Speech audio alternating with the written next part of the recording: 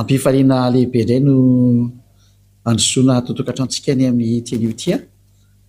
tonga amin'ny fampianarana larana faefatra itsika indray ny amin'izao anio izao manome voninahitra manokana ny datamala iayava ho fanomboana ny teny miarahaba ny datamala iayava zany ary miarahaba manokana koa ny Osoa ary manono ny hatsarany Osoa amintsika rehetra izay efa manaraka ato tokatrano dia mirahazo antsika samy hotahiny Osoa dia mampanomboan'ny teny sy ny fampianarana izany dia mamerina ny fiarabana antsika rehetra ato tokatrano indray ny tena koa ny ambasadeur-ny Osoa Eliano mandroso ato tokatranontsika ny amin'izao anio izao larana faefatra moa ny fampianarantsika ny amin'ny teny ity ary matoka fa samy mihaino sy manaraka ny fampianarana ataontsika ny amin'ny zao anio izao ny amin'ny izay lohateny izay hoe mpaminany Israeliana ihany no azo enona teny sy arahina hoy ny Andriamanitra Abrahama ny ankoatran'izay dia tsisy izy intsony zany satria fa mazava be ny lalàna ka etsika zany raha nijery ilay fampianarana faharoa sy ny fahatelo tsika dia neta mihitsiny hoe samy nanao zavatra tsy mety daholo ny olombelona namoron'Andriamanitra tsy izy daholo ry zareo nanonon'Andriamanitra tsy izy ary nivokatra an'izay dia samy lasa mpanota daholo kanefa miantso ny anaran'ny Andriamanitra miantso hoe Andriamanitra Abrahama ny Andriamanitra nefa hitantsika tsara fa raha tena Andriamanitra Abrahama zany miaraka aminao dia tsy manota mihitsiny ianao ary izay mihitsy ny fahamarinana zay satria izay miaraka amin'ny Andriamanitra Abrahama io dia tena tsy manota mihitsiny ary efa noporofontsika teto moa zany araka ny ino moa araka ny soratra masina hoe izay miaraka amin'ny Andriamanitra Abrahama dia tsy misy an'izany manota zany mihitsiny fa ny miaraka amin'ny Andriamanitra hafa daholo no manota zany mazava zany fa zay Andriamanitra niarahanao hatramin'izay dia Andriamanitra tsy isy izy daholo satria nampanota anao tonga anao lasa nitsangatsanga nangalatra lasa mpamono olona lasa mpisoloky lasa mpiteny ratsy mpiteny vetaveta mpanenjika vehivavy sy mpanenjika lehilahy mpimamilava lasa mangalatra zany ny hafaran'ilay Andriamanitra narano tsy Andriamanitra Abrahama zany satria ny Andriamanitra Abrahama dia ayavano anarana ary vokatra an'izany tsy fiarana ato amin'ny Andriamanitra marina zany dia io nao fa lasa mpanota araka ny zava-marina dia tsy hitanao koa nefa ny ataonao moa zany miala amin'izay satria zahatra efa iainanao ilay izy zahatra efa arahanao ilay izy ka ahoana moa zany fomba andosiranao an'izany sary zany dia eo indray tsika zao nahita mihitsiny hoe ho azy zehetra nanonon'Andriamanitra hafa ankoatra ny ayava dia diso tahola satria izay ny Andriamanitra Abrahama efa nitonomy tany amin'ny taona moins 2000 ka tsy ny bokinareo na ny Baibly eny am-pelantananareo izay nanovanova ny ho anarana io no ilazanareo fa marina ny anareo satria ny profita dia mpanota daholo nareo ary ho an'izay mpanota dia tsy nahita ary tsy mahafantatra an'io Andriamanitra io satria Andriamanitra tsy mihaino mpanota io Andriamanitra Abrahama io izay natonga azy niady tamin'ny Israeliana ka nisaraka taminy ray izay aloha ka nanamorona boky koa azy ianao ka niantso io Andriamanitra Abrahama le anao dia tsy mety ary lasa mpanota koa ianao satria efa nambarany Abrahama sy Mose tany amin'ny taona moins 2000 fa naran'izany Andriamanitra Abrahama zany tany amin'ny taona moins 2000 tany ho any sy ny tany amin'ny taona moins 1500 tany ho any dia Yahava no anaraka raha novainao zay dia zay sady efa profa mpanota ianao ka tsy ny boky izay nisoratanao taty amin'ny taona plus 600 taty na sahala amin'izany no lazainao fa marina ihany koa moa zany dia efa naporofona ilay izy hoe mba samy mijery mitodika amin'ny marina amin'izay famonjena angety jereo ny ady efa miseho ao amin'ny Russie sy Ukraine io fa miratsy dia miratsy ange efa risikana bomba nucléaire an'io miprofa tonga ny farany ary tsy mety miravina tsony ny olana fa dia efa olana efa mandeha efa miraraka maneran-tany moa ilay olana ko inona tsony moa zany no azo atao amin'io file raha fotsy be verilona miandray zay ketolana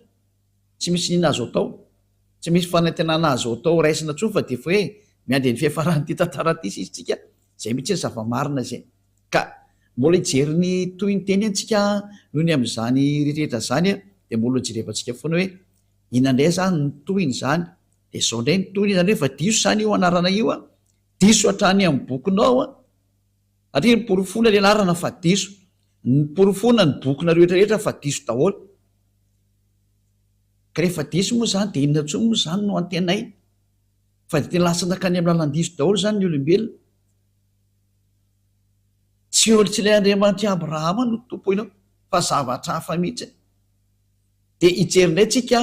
ny mikasika any amin'le hoe iza ny mpamina ny tokony hoarahana amin'izao andro farana zao de aleo tsika hijery ny lalàna indray fa ny didy folo sy lalàna Mose nefany a de efa nampianariko atsika fa natokana manokana ho any zareo zanak'Israely ka raha voalalàna mivoaka avy ao anatin'ny tenin'ny Mose zany a de natokana ho an'ny zanak'Israely zany teny zany tsy natokana ho an'ny efa firenena mihitsy fa natokana ho an'ny zanak'Israely loara vaketsika no ny teny a satria maky didindray tsika mantsy fa ny didy folo sy lalàna Mose a raha vao misy teny mivoaka avy eo amin'ny tenin'ny Mose zany de natokana ho an'ny zanak'Israely io loara jevantsika no ny teny Deutéronome 18:15 mikasika ny amin'ny mpaminany satria hoe mpaminany no horesantsika hoe mpaminany iza no arahana de ndao raha faketsika indray ny Deutéronome 18:15 ary ny 18 a de ny 19 Deutéronome 18 a de manomboka amin'ny 15 a de ny 18 de ny 19 mpaminany avy eo aminao de avy amin'ny rahalahinao tahaka hay no atsangany avahandriamanitra ao a ho anao izy no henonareo eo zany ny tenin'Andriamanitra hoe mpaminany iza no henona ary mpaminany avy aiza de mpaminany avy eo aminao zany hoe avy eo amin'Israelina dika zany de avy amin'ny rahalahinao zany hoe rahalahy Israelianina ny Mose zany le izy zany hoe Israelianina zany ty rahalahy ty satria zareo no nomena an'ilay lalàna araka nefa nampianariko atsika hoe natokana ho any zareo Israelianina io io lalàna sy didy folo io ka ito zao tenin'ny dada Iava lay didy sy lalàna nomena azy a de natokana ho any zanak'Israely amafitsika eo amin'ny 1:20 zao no valaza mpaminany no atsangako azy avy amin'ny rahalahiny tahaka anao ka ataoko ambavany ny teniko zany hoe tena misy teny apetraka ambavan'ireny mpaminany reny zany a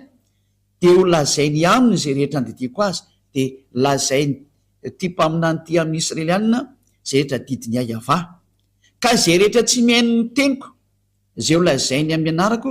de izany ho tsara azy na iza n'iza zany tsy mihaino ny teniny zany mpaminany zany satria dada Iava no miteny aminazy a de Andriamanitra mihitsy no hitsara azy zava-toza zany ho tsaren'Andriamanitra vela teny Andriamanitra Abrahama zany aza midy bingo am'izany fa zavatra danger be ho anao mihitsy zany de izy ary ty resana ty hoe mpaminany no atsangako azy avy amin'ny rahalahiny takanao izy le rahalahiny namoaka lalàna satria misy mieritreritra fa olo-kafa ty rahalahiny Israelianina ty de namoaka didy ny Andriamanitra Abrahama fa ity lalàna nomen'Andriamanitra ty a de natokana ho any zanak'Israely rery ihany tsy nomena ny hafa firenena mihitsy ny io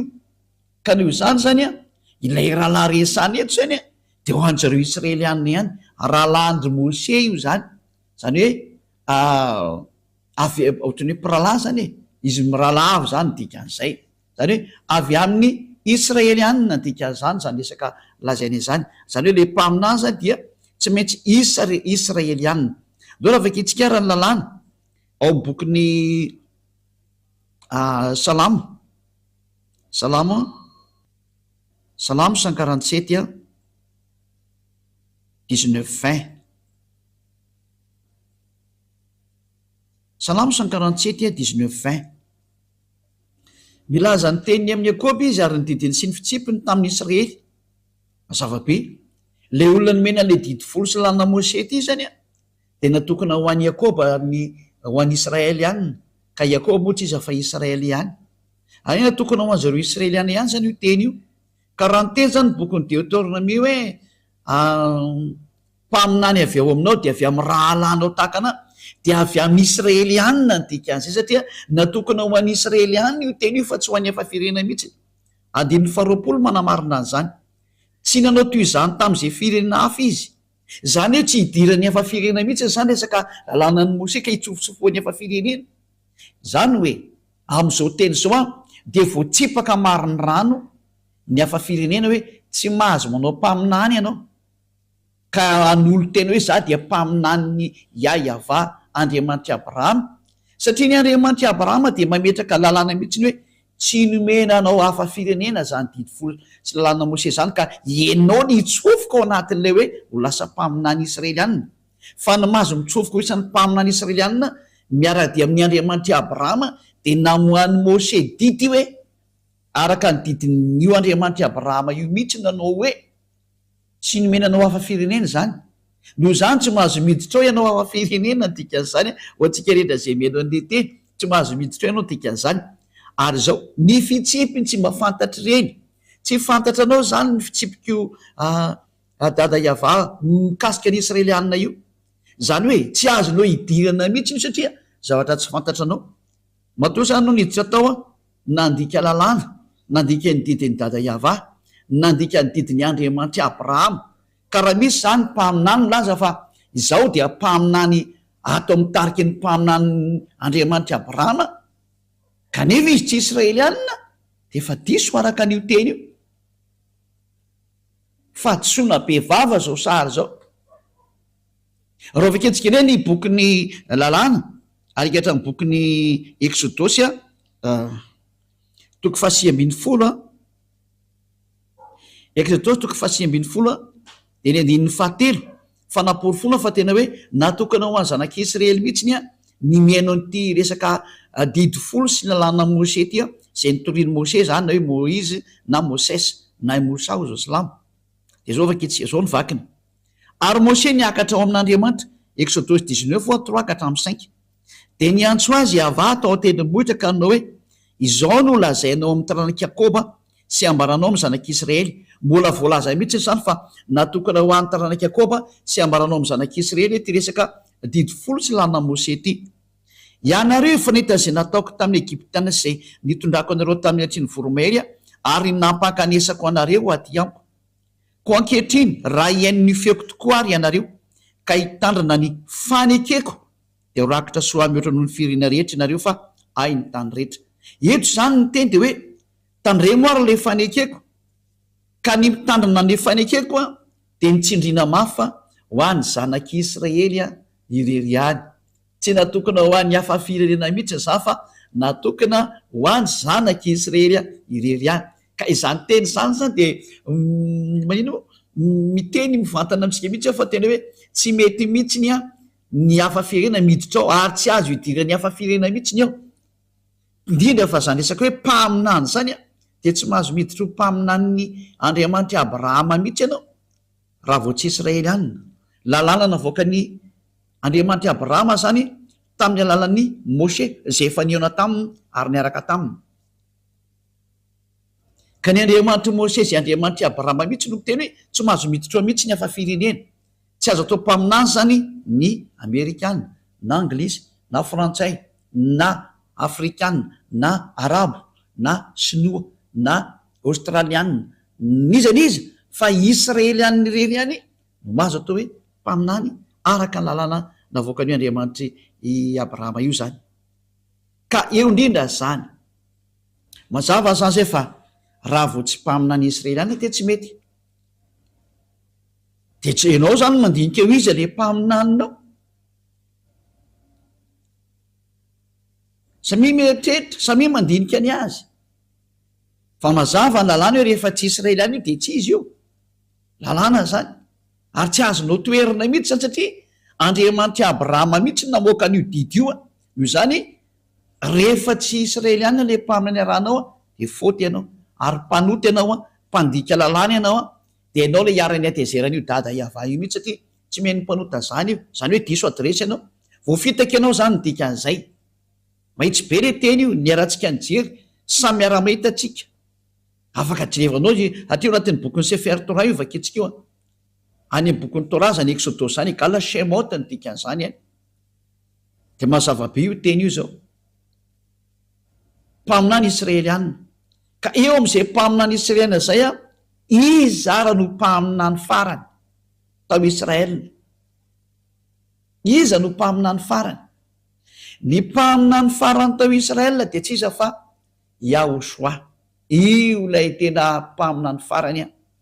Yahosoa no anarany, ary voaporofo mihitsy zay teny zay araka ny boky tany Israel, ny boky tany Israel mihitsy nanamarina fa tena mpaminany zany Yahosoa zany. Io lay nivainy zareo anarana hoe Jesosy na Jesoa, zay grika zany anarana zany, ary navainy zay zao le ho an'lay miantso an'izany Jesosy zany. Ho an'ny Silamo ndray misy de miantso hoe Isa, fa tsy Isa zany anarany fa Yahosoa. Reny le fandikana teny diso daholo reny, de samy nanovanova daholo mihitsy ny olombelona, fa ny mpaminany farany ny anarany de antsoina hoe Yahosoa. Ary zay miaraka amin'ny mpaminany farany io dia tsy manota intsony,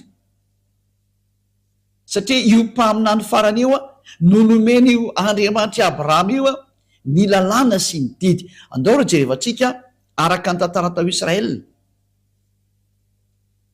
fa tena mpaminany zany, ka zareo Israeliana no mamaritra ny mpaminany eo aminazy sy ny tsy mpaminany eo aminazy, fa tsy ny mpitondra fivavahana akoriny, fa ny vahoaka no mahafantatra hoe mpaminany io na tsy mpaminany. Ka raha vao mpaminany olona anankiray kosa ny vahoaka de tsisy mahazo mikitika an'izy satria izy no mitondra teny.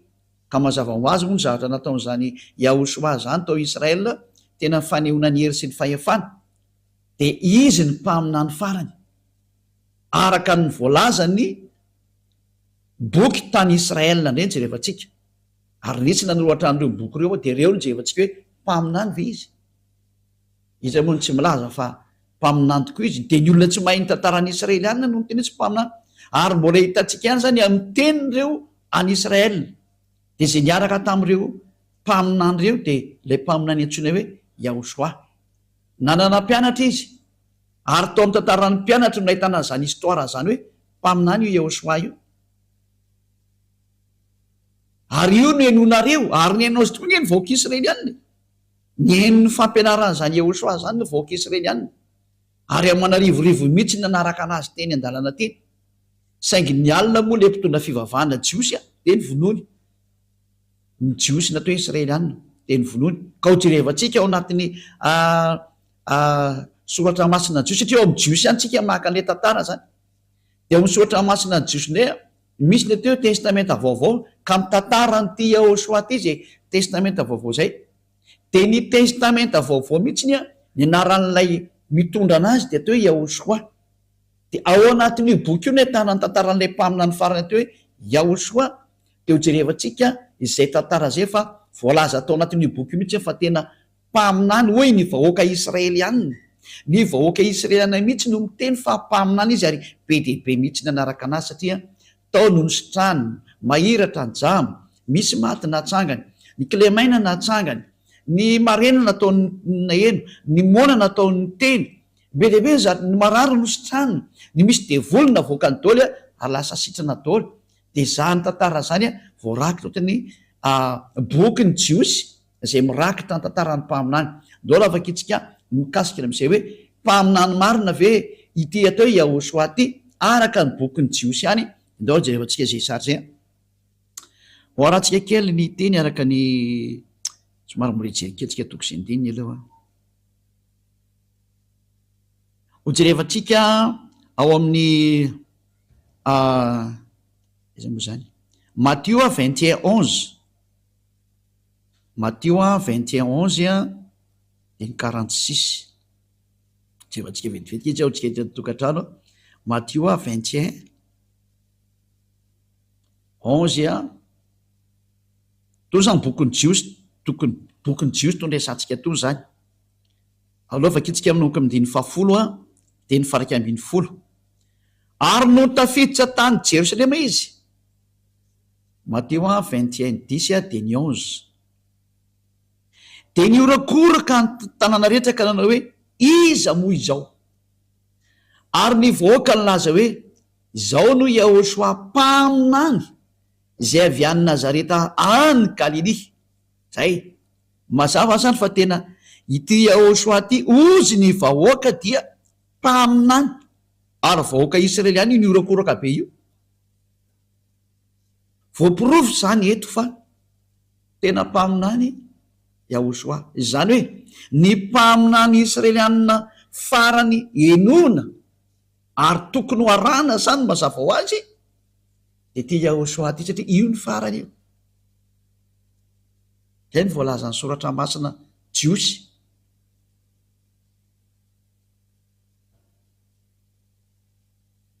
Mahitsy be mihitsy ny teny hoe ny vahoaka mihitsy no niarany laza ary ny orakoraka hoe mpaminany Yahosoa zao tonga zao lay avy any Nazareta any Galilia. Zay le zay mazava zany fa tena mpaminany Yahosoa araka an'izao teny voalaza amitsika zao vakitsika neny manaraka Matthieu 21:46 ndray hoe tsy sambotra ny Yahosoa ny mpitondra fivavahana Jiosy satria ny vahoaka ny laza fa mpaminany izy ka so matiny vahoaka indray ianao tsy azoko tena mantsy ny mpaminany. Ao amin'ny 9:70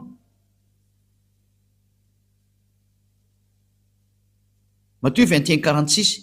de nitambotra hisambotra ny Yahosoa izy saingy natahotra ny vahoaka satria nataony vahoaka ho mpaminany Yahosoa. Yahosoa mihitsy zany le mpaminany. Zay ny zava-marina zany sao tena mpaminany mihitsy ny Yahosoa. Ny vahoaka mihitsy no laza fa mpaminany izy.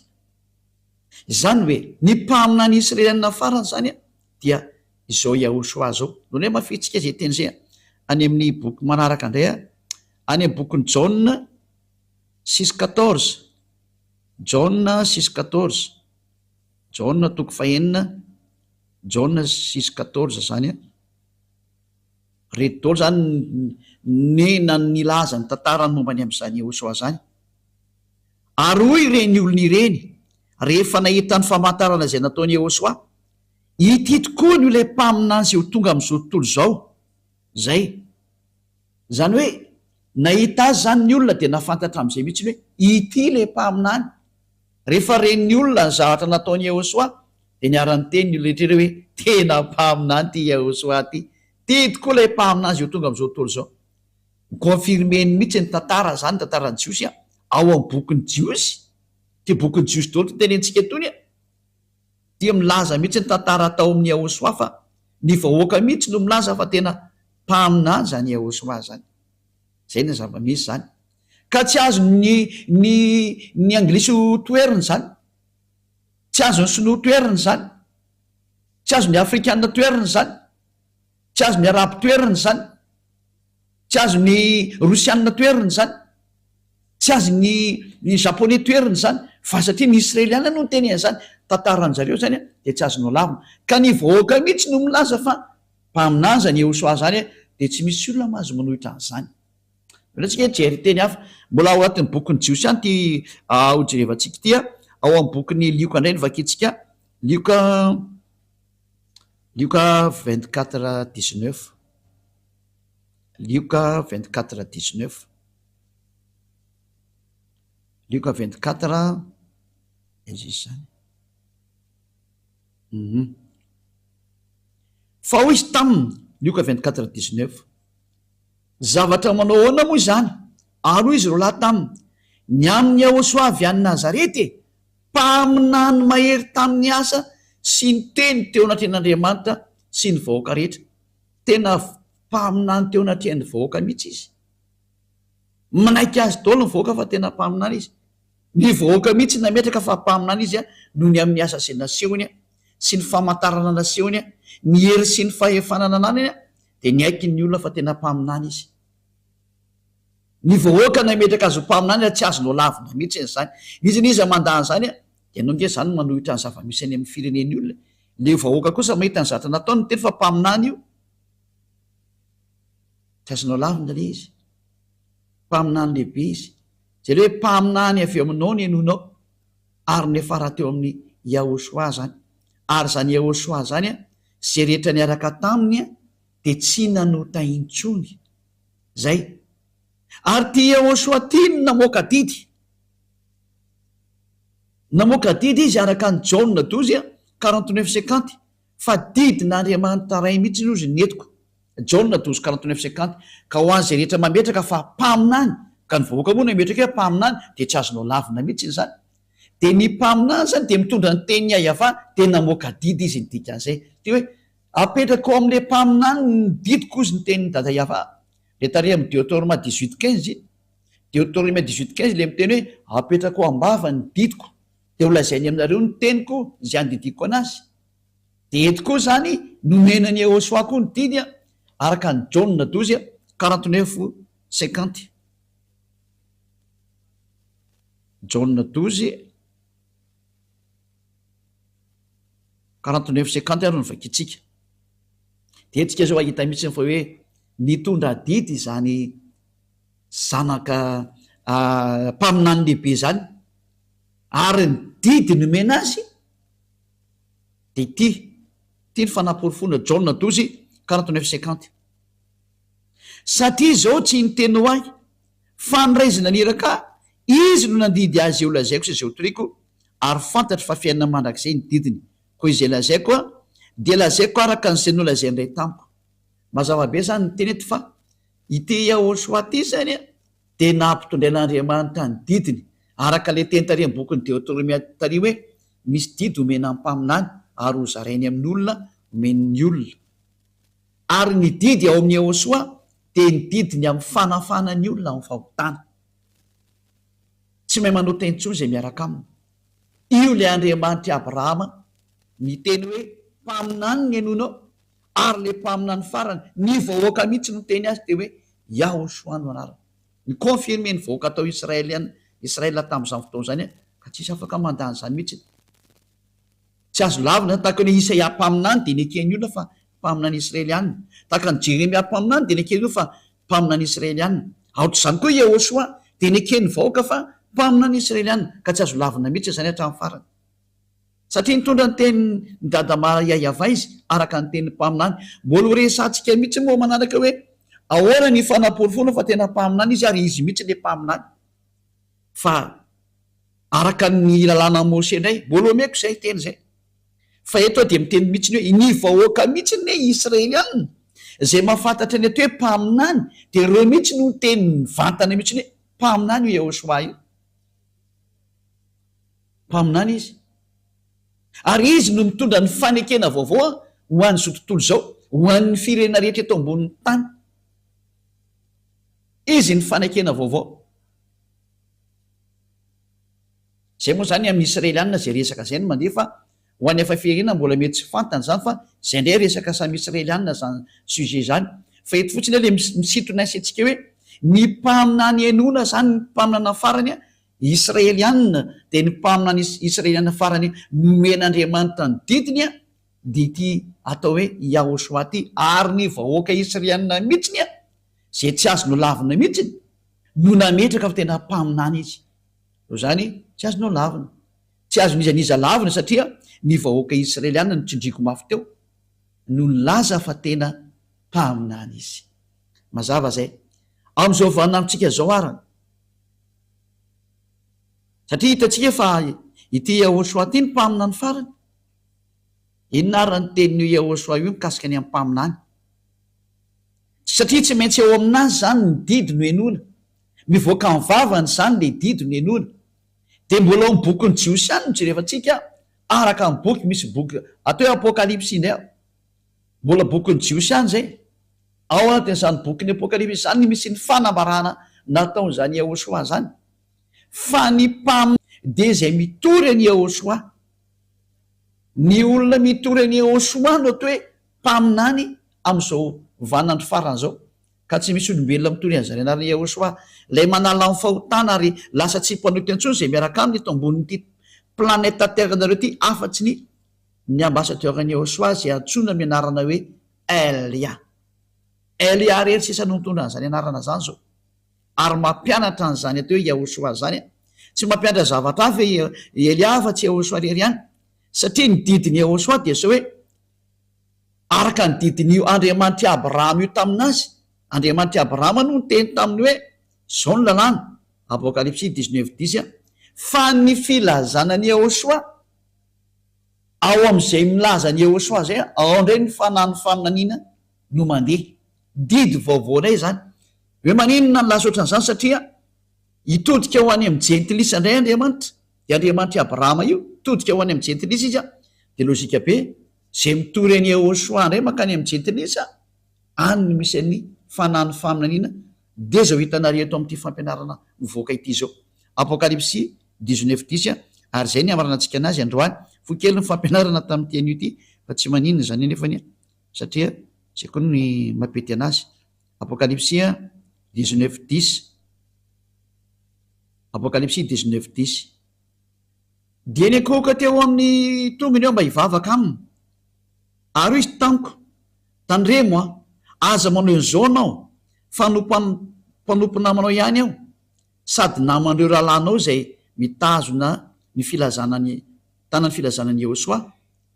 Andriamanitra ihany ny vaovao fa ny filazanany Yehosoa no fanany faminaniana zany hoe ny olona milazany Yehosoa zany de zao ataony ambassadeur-ny Yehosoa Elia zao ataony Elia zao zany no profa mandehandray ny fanany faminaniana ao amin'ny Yehosoa mantsy ilay fanany faminaniana izy mpaminany farany ary izy ny mamoaka baiko farany de ny baiko farana avoakan'izany Yehosoa zany de zao ny filazana azy indray ny fitorianany Yehosoa satria rehefa mitoriny Yehosoa de tsy maintsy mitorany Yahvasy naniraka anazy de ny filazana an'izany Yahvasy Yehosoa zany zay ny atao hoe ao ny fanany faminaniana zay ny didina avoakan'Andriamanitra farany de Andriamanitra tany alobe tany mpaminany tamin'ny androny Yahva-mpanjaka mpaminany izy de matondre Elia mpaminany Elia mpaminany le même personnage misy am'izao tsika miteny zao am'izao tsika miteny zao ozy ny teny dada Yahva nampitondrainany Yehosoa mpaminany de hoe zay mitory any Yehosoa satria rehefa mitory any Yehosoa de automatika mitory any dada maly Yahva Andriamanitra Abrahama de ao indray ny fanany faminaniana ao ny fanany faminaniana zay no mahatonga hoe zay olona miaraka amin'ny Yehosoa eo eto ambony tany ity reo ihany sisa no afaka amin'ny fahotana zay ny atao hoe zavatra sarobidy indrindra nomeny dada Yahva tany alalan'ilay mpaminany farany oresantsika amin'izay ny tontolo ny mpaminany farany io Yehosoa ary manaraka an'izay koa mikasika ny hoe Elia moa zany efa mazava aminareo io satria ny mampaminany ny Elia de nohony amin'ny Yehosoa nefa nyzany Yehosoa zany le nyteny hoe aza manota intsony tahaka ny ataony dada Yahva hoe za tsy tia mpanota ity mpaminany farany Yehosoa ty koa miteny hoe aza manota intsony de tahaka ny Elia koa miteny hoe aza manota intsony ary zay miaraka amin'ny Elia hatrany de tsy mahay manota intsony satria izay le fahefanao amin'ny Yehosoa malala ho azy ny voninahitra manakseho nazy mianaka de dada Yahva satria moa tena akaiky ty mpaminany rany hiraka ho resantsika ny momba anazy fa tena mpaminany mihitsiny izy de amafitsika zay teny zay hoe ity mpaminany ity de tena tsy maintsy arahana ny teniny izy no teny hoe aza manota intsony Jauna 9 hoe aza manota intsony ozy izy Jauna 8:11 zany ny zahatra faratampony tiany dada maly Yahva zany zany ny tsara indrindra zany boky ny Israeliana ihany ty Jauna 9:11 ary izy tsy misy tompo de hoe Yehosoa zaho koa tsy manameloka anao mandehana ary am'izao sisa izao aza manota intsony zany ny déclaration zany Yehosoa lay tena mpaminany lehibe sady mpaminany farany tao Israely fa zao ndimbiasan'ny Elia zao tsy misy afa-tsy Elia rery no mandimbiasa satria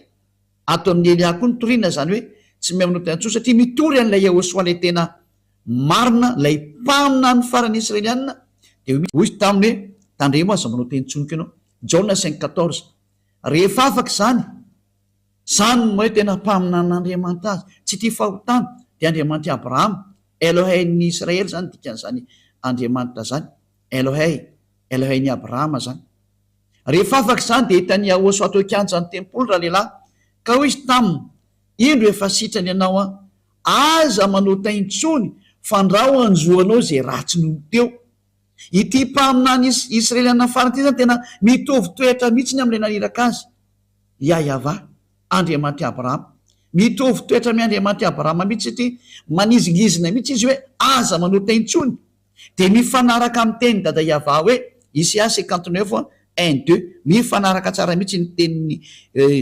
izy ireo a Isaia 59 1-2 ino anke ty teny ty indro ny tanany Yava tsy foy fa mavonjy ary ny sofiny tsy lalidalovana fa marina fa ny heliko reo nefitra mampisaraka anareo amin'Andriamanitra reo ary ny fahotanareo no mampiafina ny taviny aminareo ka dia tsy mihaino izy tena alan'Andriamanitra mihitsy ny hita hoe olona fa tsy tian'io Andriamanitra ray Yava io mihitsy ny Andriamanitra Abrahama zany olona manota zany no nandringanany rehetrarehetra hatramin'izay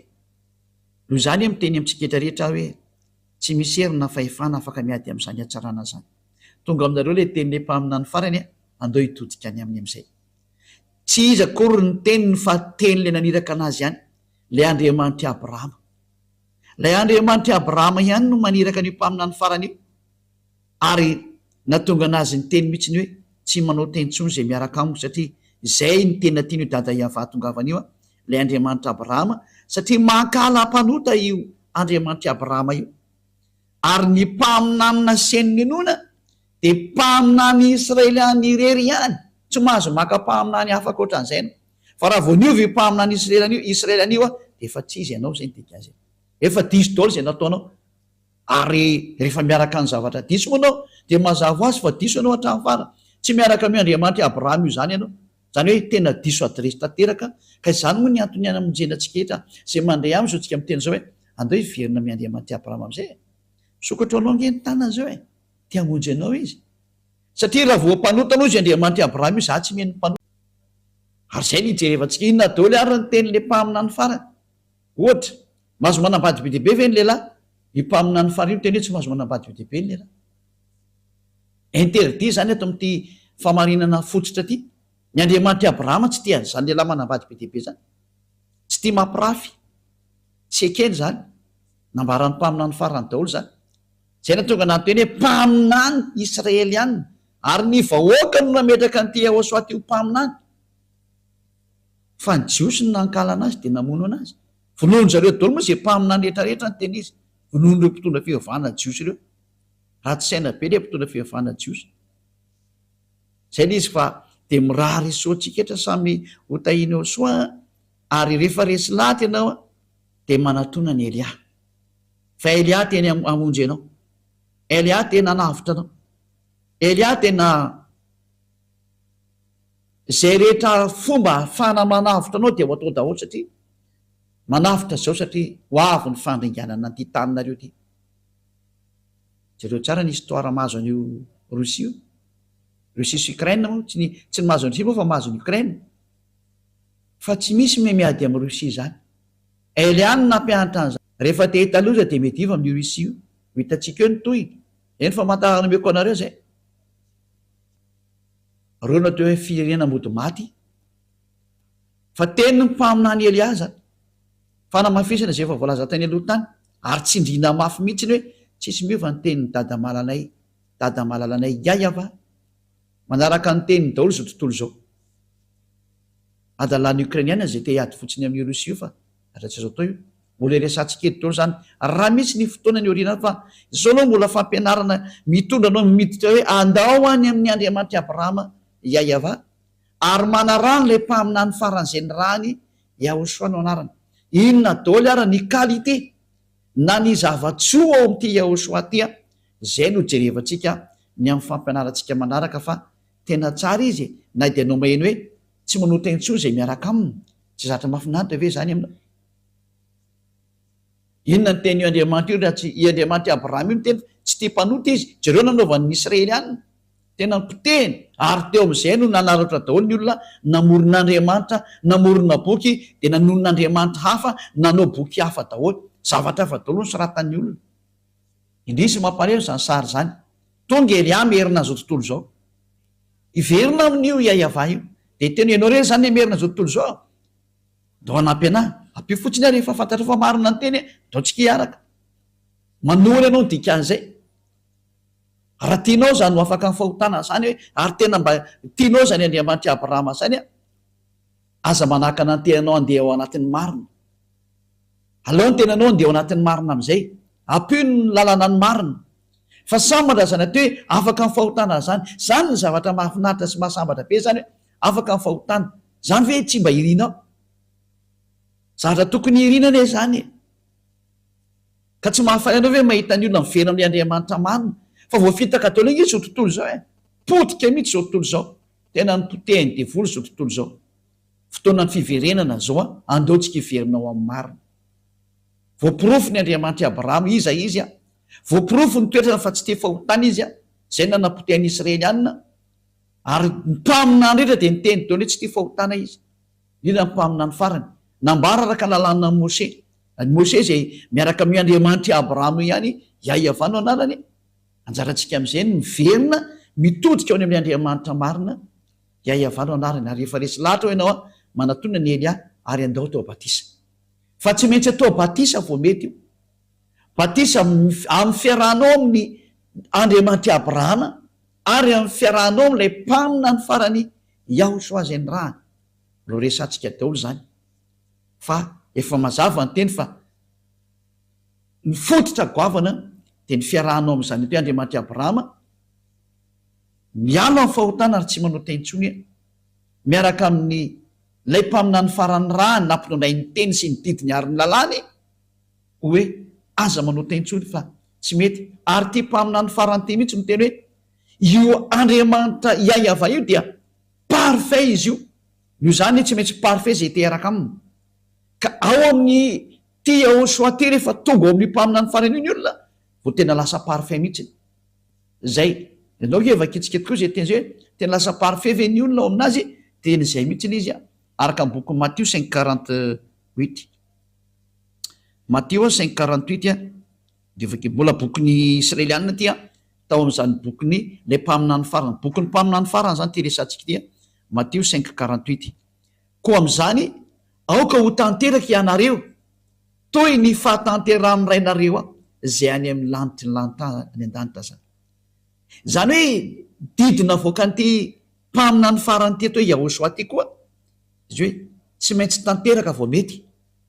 tsy mbola nisy olona nasany teny an'izany na mpamina ny teny an'izany fa tsy izy rery ary tena marina fa zay miaraka aminy tena tanteraka tahaka ny Elia miaraka aminy tanteraka zany Elia zany tsy mety manao ratsy zany ary tsy may manao ratsy zany dia tsy zarery fa reo zanak'Andriamanitra na zanaky ny avo indrindra zanaky ny Andriamanitra Abrahama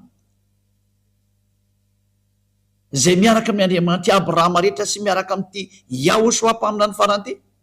dia tena lasa tsy manota intsony tena tsy manota intsony mihitsy homme parfait zany ka tena Andriamanitra zany le Andriamanitra Abrahama zay le nitadiavina le tena olona tonga lafatra tanteraka tsy manota intsony rehefa tena tafaraka amin'io Andriamanitra Abrahama araka zao nampianariko zao anao dia miaraka amin'ilay mpamina ny farany zay nyteneniny Yahosoa dia tena tsy manota intsony ianao fa marina zany teny zany tsy te mpanota io Andriamanitra Abrahama io tsy te fahotana izy zay ny famaranako ny teny koa dia mirary soa antsika rehetra ho tonga soa ty amin'ny Yahosoa dia ho tonga soa ty amin'ny dada mala Yahava Andriamanitra Abrahama ndao hiverina daholo ndao hitodika any amin'ilay mpamina ny farany zay nampitondraina teny Yahosoa no anarany ary izy no milaza io Yahosoa iny no teny farany mpamina ny Isaiana fa teny izy hoe zay mitory any Yahosoa rery ihany zay ihany manana ny fanahy faminany iny ka tsy misy nitory sy nampianatra zany Yahosoa sy ny momba azy zany teto afa-tsy Elia rery ihany zay no mampamina ny farany any Elia ary tsy misy tsony koa aorianany Elia mirary soanao tonga amin'ny fitiavana an'ilay Andriamanitra Abrahama ty avy any amin'ny daholo ny fototrany io Andriamanitra Abrahama daholo ny fototra an'izao famarinana zao ary tao amin'ny bokyny Israelianina daholo nakatsika an'izao tsy misy bokyny malagasy ty na bokyny anglisy na bokyny Amerikana fa bokyny Israelianina zay nandehanana zany teny zany zay no nahitantsika zao famarinana rehetrarehetra zao ka hiantsona antsika hoe andao hitodika daholo amin'izay ho any amin'ny Andriamanitra Abrahama ary anaraka n'ilay mpamina ny farany satria ao no lakileny men'Andriamanitra Abrahama amin'izay hoe ao amin'izay nareo mandeha satria izy ny mpamina ny farany tsy misy tsony taorianany mpamina ny Israelianina ary tena ary ianao e malagasy koa anao milaza fa ianao koa mba mpaminany nefa nivakeko ny lalàna fa io Yahoshua io nefa nazo didy avy any amin'ny dada Yahava Andriamanitra Abrahama hoe izay mitory anao satria izay mitory anazy de mitory an'io Andriamanitra Abrahama ihany koa Yahavanao anarany izay mitory any Yahoshua ka ingamo Yahoshua tonga teo raha tsy nisy an'io ino moa ity ina moa raha tsy tonga io mpaminany io tsy afaka nandeha ny mpaminany raha tsy nisy mpaminany koa ny teny anazy de gaga ianao apiko kely hoe ary ianao to miteny hoe azana n'ilay mpaminany izay indrindra ampianatra an'izay kely indray aloha parantesy kely ozy ny olona hoe tsy niteraka io Andriamanitra io za be deabe ny fampianarana manao an'izay any ka nareo ny namorona boky zany any amin'ny boky hafa any no misy an'izany zay bokyny fironona de lasa zany le izy fa raha vao bokyny Israelianina de tena misy mihitsy zany teny zany tena misy zany lola vaketsika le teny andao vaketsika ny bokyny Salamo fa ny bokyny Salamo mihitsy no miteny hoe zanako ianao izy dada Yahava lay Andriamanitra Abrahama zanako ianao za niteraka anao androany ka ny bokyny Israelianina rikatra amin'ny Sefer Torah Jiosy de milaza mihitsy fa tena miteraka io Andriamanitra Abrahama io voalaza ao zany fa rehefa boky hafa any de mizahatra hafa ny teneny fa ny boky réel ao anatin'ny Jiosy de niteraka io Andriamanitra io donay vaketsika zay teny zay araka ny bokyny psalme na psaume na salamo firy izy teo salamo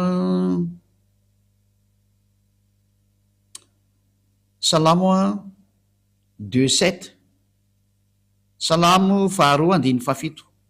salamo 2:7 ilaza zava-boatendry aho Yahava ny laza tamiko hoe zanako ianao izaho niteraka anao androany ka tena miteraka mihitsy ny io Yahava io araka ny soratra io ao anatin'ny bokyny Jiosy zany ka raha ianao raha mamaly tsisy an'izany ka izay le hoe ianao no te hipetraka any amin'ny zay nisy ianao any fa raha mipetraka aty amin'ny Sefer Torah Jiosy ianao de voalaza mazava ao zany tsy azo nolavina fa ny bokyny Jiosy ao amin'ny Sefer Torah Jiosy de milaza mihitsy fa niteraka io Andriamanitra io fizinay tsy miteraka oatra ny vehivavy miteraka zay moa koa madiso ny olona anay zay fa niteraka araka ny teny raha niteraka zany izy an'ity Yahoshua tya de naterany tamin'ny teny ka raha Yahoshua ny resana zany de io mihitsy ilay naterany io ary zay moa tonga antsika hijery an'izay hoe tena zanany mihitsy io donay antsika bojery boky salamo 2:20 salamo 82:6 donay antsika hijery boky anankiray ola bokyny salamo ihany salamo 82:6 hoy izao Andriamanitra ianareo ary zanakiny avo indrindra ianareo rehetra miteraka zany Andriamanitra ny dikan'izany satria misy zanaky ny avo indrindra ary le zanany nataony hoe Andriamanitra ianareo miteraka zany io Andriamanitra io ny dikan'izay ao amin'ny bokyny Jiosy any amin'ny bokyny Salamo ka tsy azonao lavina koa zany satria ao anatin'ny bokyny Jiosy zany le Andriamanitra Abrahama ny teny zany mihitsy fizinay hoa tsy niteraka oatra ny vehivavy miteraka fa araka ny teny de zay natonga n'lay mpaminany ny teny hoe tamin'ny voalohany teny ary ny teny to amin'Andriamanitra ary ny teny de Andriamanitra izy de atao amin'Andriamanitra hatramin'ny voalohany zany hoe ity Yahoshua ty zany araka ny nampianariny Yahoshua io de tsy nateraka oatra ny vehivavy ateraka fa nateraka tamin'ny teny raha vao ny teny zany io Andriamanitra Abrahama io tamin'ny namorona zao tontolo zao de iny teny iny no atao hoe Yahoshua zay fa tsy nateraka oatra ny vehivavy miteraka fa ny fiteraka an'Andriamanitra zany ao amin'ny teny izy no niteraka vaketsika ny Jaona toko voalohany zany bokyny Jiosy daholo miteny an'izany Jaona toko voalohany 1:1 tamin'ny voalohany teny ary ny teny tao amin'Andriamanitra ary ny teny dia Andriamanitra izy de tao amin'Andriamanitra tamin'ny voalohany ary izy no nahariana ny zavatra rehetra ary raha tsy izy de tsisy nahariana zao zavatra ary zao na idea iray azy ao amin'ny bokyny Jiosy zany de ny bokin'ilay mpamina ny farany Yahoshua de izy mihitsy no laza fa izy de tamin'ny voalohany ary ny teny izy tao amin'Andriamanitra ary ny teny de Andriamanitra bokyny Jiosy daholo miteny an'izany jerevantsika tary amin'ny bokyny sefertorany jiosy tany aloha de milaza mihitsy hoe fa niteraka andriamanitra ary zany teraka anao izy androany tsy azo lavina mihitsy izy zay tena nisy zany zavatra zany ary ilay fiterana kory satra vehivavy miteraka fa io voalaza io hoe tamin'ny voalohany teny ary ny teny to amin'andriamanitra ary ny teny de andriamanitra ary izy de to amin'andriamanitra tamin'ny voalohany ka rehefa nivoaka zany le teny de inona teo niteraka izy tam'ilay io andriamanitra abrahama ny teny de iny teny inona teo hoe zanany ary zay zanany zay nateo hoe Yahoshua ary lay teny izy de tonga nofo kanonona tamintsika zay ny voalaza zany ka mbola ho anaporo fa tsika lava be mikasika any am'izay fa inatsoa moa ny valinao am'izany teny zany fa mazava iny izy satria lay mpaminany mihitsy no ny teny fa nahazo didy avy any amin'ny dada Yava izy ary mariny zany ary ny bokyny Sefer Torah jiosy eo misalamo ny teny fa tena niteraka io andriamanitra io de tsy azonao lavina izy raha mandany zany de tsy pahanao ny teny'le andriamanitra Abrahama satria tany amin'ny jiosy no nahitana anazy zay ny tonga antsika nijery an'le hoe boky inona tokony ho arahana rehefa nijery de boky tokony arahana de bokyny jiosy no arahanao bokyny israelianina no zany ny famantaranao ny marina rehetra de ao bokyny israelianina fa tsy any amin'ny bokyny foroporonona ny anananany ohatra na zay boky mety ambarambaran'olona aminao fa zay boky tena avy any amin'ny zareo jiosy ary zay ny fahamarinana hoe niteraka io andriamanitra io ka tsy azonao lavina le izy ary ty mpaminany farany ity zay nampitondray ny teny hoe Yahoshua de tena zanany natera mihitsy noho ny amin'ny teny fa tsy noho ny hoe niteraka ohatran'ny vehivavy izy oa tsindriko tsara fa lay rehefa ny teny izy de nataony hoe zanany ny teniny de ianao tsy afaka mamasy aty zay ny teniko am'andriamanitra azy tsy azonao lavina zay zavatra zay ary zay ny teny taka ny rehefa namorona izy de mamorona zay ny mandriamanitra Abrahama azy ka ny farana atreo zany ny teny mazava tsara amitsika rehetra zay ny fahamarinana mazava tsara amitsika rehetra zay ny mikasika an'le hoe Yahoshua mpaminany farany sady nambaran'io andriamanitra io fa tena zanany mihitsy tena zanany izy lay teny tao amin'andriamanitra hatramin'ny voalohany ary izy no nevizao rehetra zao natateraka ny fahamarinana rehetra ny amin'ny famoronana zany de tao amin'ny daholo araka nambaran'lay mpaminany israelianina farana ka raha vao manaiky anao fa mpaminany israelianina Yahoshua hoy ny vahoaka israelianina de zanak'andriamanitra izy tsy azonao lavina izy le zanak'andriamanitra teny antarika hatramin'ny bokyny Sefer Torah hoe zanako ianao zany teraka anao androany ka izay olona izay tsy izy fa lay mpaminany farana teo hoe Yahoshua lay ny teny hoe aza manao taintsony zany hoe tena mitovy toetra mihitsy nisy lay dadany hoe aza manao taintsony ianao zay ary zay niaraka tamin'ny rehetra hatrany de tsisy nanotaintsony fa tena afaka ny fahotana marina ny teny ny ainga atao anatin'ny bokyny jiosy ray manontolotsika hatrany amin'ny mpaminany farany Yahoshua nanarana ary miporofoky fa tena zanak'andriamanitra izy zanako Yava io de amboariko tsara am'izay ny ahitsiko tsara ny fihevitra anao hoe niteraka andriamanitra tsy miteraka ohatran'ny vehivavy sanatria fa rehefa niteny izy de iny le natao hoe ary niteraka izy iny le niteneny hoe za niteraka anao zay rehefa tiany zany de zayko fa tokony inona kosa ny ary moa anao ho paralelina aminazy ve ka tsy miady aminy fenao ray zany normalna be to hoe zanany ianao fa tsy hoe paralelina amin'andriamanitra ianao fa zanany tsara ne zany tsisy maratsy an'izany mihitsy ka de nefa izy miporofoko araka ny soatra masina ny jiosy ary zay ninao an'zanytra de afaka ny fahotana zay de zay ny antony averiko tsara tsy dikondre mandeha hoe natonga atsika hoe boky inona ny tokony ho arahana raha ijerin'ny marina anao mikasika amin'ny andriamanitra Abrahama io ary tena ho tafaraka aminy de nomeko hoe arao ny bokyny jiosy Sefer Torah ny jiosy tao amin'ny Sefer Torah ny jiosy nisy teny hoe de nanteraka io andriamanitra io ka raha boky hafa anao raha anao de tsisy an'izany fa ny contraire an'izany misy any ko micontrariziko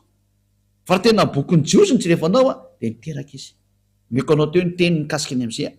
de zay ny fiarahantsika ndre tamin'izao izy io mirary so atsika rehetra samitainao soa ary rehefa resy latinao de manatona ny Eliandro anao batisa fa fotoana ny batisa zao afaka miantso anao amin'ny telefona tsova za tomko tena natao batisa na anglisy ianao na amerikana na sinoa na japonais na iny ianao na iny ianao afaka miantso ny Elia daholo nareo hoe zay tomko de tena resy lata mangataka se mba atao batisa mba tonga avaty anao raha afaka makaty moa anao any amin'ny 2026 vao misy batisa ty fa ny any amin'ny hafa firina afaka makany Elia da tsika ny atao am'izay zay hoe fa mandeha io arakaraka rehefa misy de efa mandeha zay fa mandeha le a rehefa misy miantso de mandeha ka tena mitady an'andriamanitra maro ianao ary maniry ho any amin'ny fiainana mandrakizay a fa ho iteo foana zany de mirazo otrika samy tenao soa de ao atsika ariva afaka sotra petsaka dada malala iaiavany am'izany tenrehetra zany fa tena fitiavany zany ary tena famonjena Eliana mpianatra ny olona ny amin'ny iverenana aminao ary tena nasiako teo maso izy rehetra ny famarihana fa tena marina ianao tsy misy Andriamanitra afa-tsy ianao le Andriamanitra Abrahama iaiavanao anaranao tsy tia fahotany ianao halanao zany ary zany teny zany mampitondrainao le mpamina no farany Iahosoanao anarana hoe aza manotaintsora ary aoko tanteraka ianareo zany ny teny le mpamina ny farany sotra dada Maria avao taio ara zao teny rehetra zao mba hitondra soa am'izay tramiaina hitondra famonjena sy fanavotana am'izay mandre hitany zay rehetra miainanao avody zay rehetra mbola tsy mahafantatra ny marina vonjeo zao tontolo zao vonjeo ny afafirena rehetra akoatra amin'ny malagasy avody zay rehetra maniry ny hoafitra afao zay teo afaka rehetrarehetra dada Maria avao tonga ny andro famonjena ho an'izao tontolo zao aseho ny sandrinao mahery aoka tena andeha ny hery sy ny fahefanao ho voninahitry ny aranao masina dada Maria va voninahitrinao manakasay apeo Eliam ny asa nampanaovinao azy aseho ny voninahitranao amin'ny anaranao dada Maria va no andefasana n'izany teny zany de ho any aminao zany teny zany de amin'ny alalan'ny Iahosoa sotra dada Maria vao alleluia amen de zay ny fiarahantsika indray tamin'ny teny io tia nametraka ny veloma mandram-peona ho amin'ny manaraka andrea veloma tomoko